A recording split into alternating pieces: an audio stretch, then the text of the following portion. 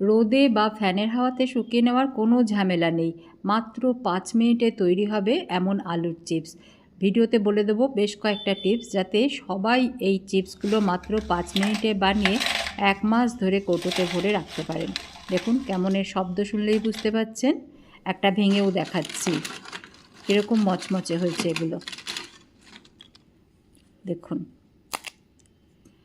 চলুন আজকে এই রকম মচমচে আলুর চিপসগুলো আমি কিভাবে মাত্র 5 মিনিটে বানিয়ে নিচ্ছি সেটা শেয়ার করি। তবে তার আগে শম্পার রান্নাঘর চ্যানেলের আরও একটা নতুন পর্বে সবাইকে অফুরান ভালোবাসা, নমস্কার আর স্বাগত জানাচ্ছি।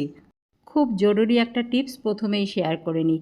এরকম মচমচে আলুর চিপস বানানোর জন্য নতুন আলুই নিতে হবে, যার খোসাগুলো একদম পাতলা থাকে। 2টো আলু নিয়েছি। ভালোভাবে প্রথমে ধুয়ে নিতে হবে আলুগুলো, যাতে আলুর গায়ের ময়লাটা এই খোসা ছাড়ানো আলুর গায়ে লেগে না যায়।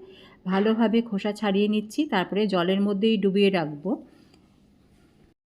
আমি অল্প করেই বানাচ্ছি, আপনি চাইলে একটু বেশি করে বানিয়ে এয়ারটাইট কন্টেনারে ভরে 1 মাস পর্যন্ত রেখে খেতে পারেন। এবারে এই যে আলুগুলো আমি খোসা ছাড়ালাম, এগুলো আমি স্লাইস বের করে নেবো। একটা গ্রেটারের সাহায্যে পাতলা পাতলা করে স্লাইস বের করে নিতে হবে। একটু খেয়াল করুন, আমি যে স্লাইসগুলো বের করছি এগুলো যাতে ডাইরেক্ট জলের মধ্যেই পড়ে সেই রকম করে, এই যে নিচের বাটিটাতে জল রেখেছি, তারপরে এরকম ঠিক দেখুন একটু টেনে টেনে আমি স্লাইসগুলো বের করছি, তাহলে স্লাইসগুলো গোটা গোটা বেরোবে।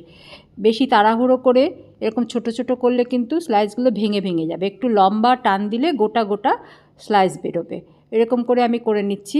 আর আরেকটা দেখুন, এরকম আড়াআড়ি যদি শুইয়ে করি তাহলে একটু বড় বড় স্লাইস বেরোবে।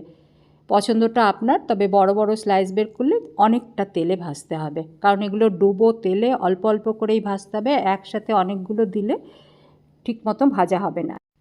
এবারে এটা ধুয়ে আমি 2বার জল পাল্টে ধুয়ে নিয়েছি, তারপরে ছাঁকনির মধ্যে আমি আলুর স্লাইসগুলো নিয়ে নিচ্ছি। ঠিক এই রকম করে একটা পরিষ্কার ন্যাপকিনের উপরে এই স্লাইসগুলো বিছিয়ে দেবো। জলটা ভালো করে ঝরে গেছে, তারপরে একটু বিছিয়ে দিচ্ছি এরকম করে। প্রত্যেকটা এক এক করে আলাদা আলাদা করেই এরকম করে বিছিয়ে নিচ্ছি। তারপর একটা টিস্যু পেপার দিয়ে ওপরের জলটা মুছে দিচ্ছি, চেপে চেপে মুছছি, যাতে উল্টো দিকের জলটাও ওই টাওয়েলের মধ্যে শুকিয়ে যায়।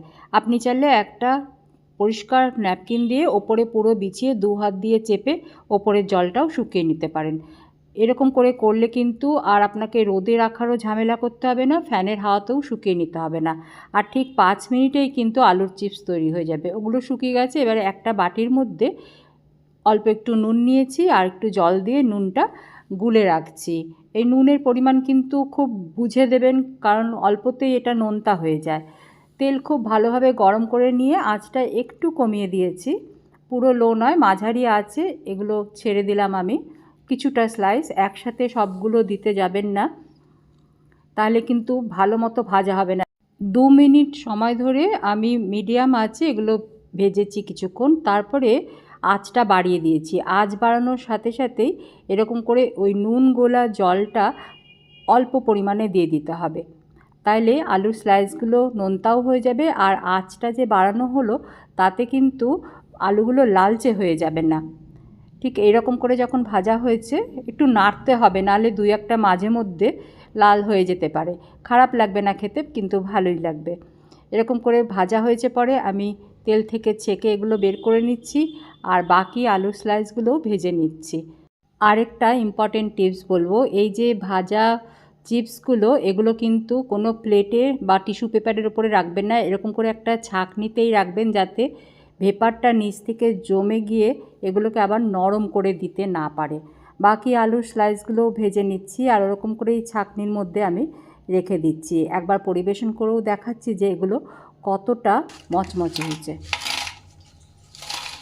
দেখুন শব্দ শুনেই বোঝা যাচ্ছে।